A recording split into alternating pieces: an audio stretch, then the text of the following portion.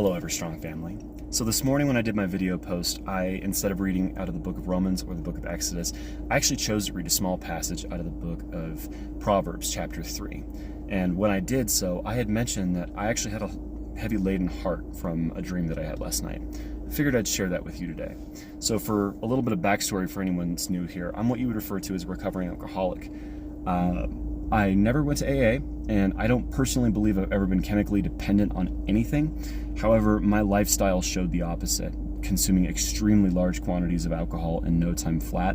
And while I have never been admitted to a hospital or a rehab facility for that matter, I used to get blackout drunk practically every day of the week. And it was a real drain on my life. Anyway, about 9 months ago, I got sober, and I just chose that this is not the life I wanted to live for myself or for my children or my wife, so I just stopped cold turkey.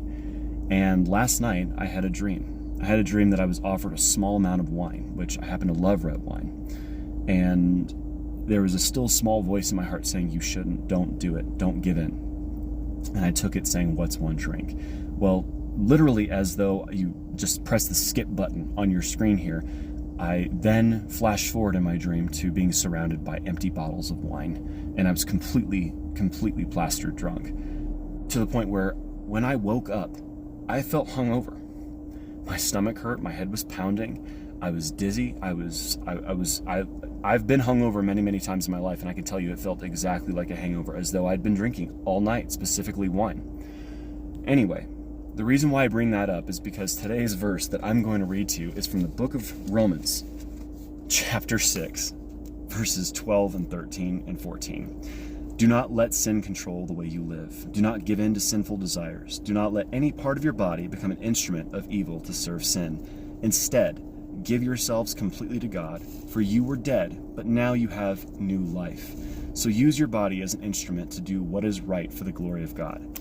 Verse 14. Sin is no longer your master, for you no longer live under the requirements of the law. Instead, you live under the freedom of God's grace. That's extremely powerful considering what's been still on my heart. It still feels as though I completely broke that vow to stop drinking. And it was as though God just said, "This is what I've delivered you from. This was what you served. This is what you were a slave to, and I have delivered you from it. You no longer are made as an instrument, a body to serve sin.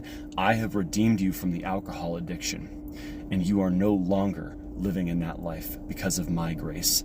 So anybody out there who might be struggling, I'm sorry I'm getting a little emotional, but anybody who's struggling with something, I just ask that you would go to God and you would give it to him, because he will receive it.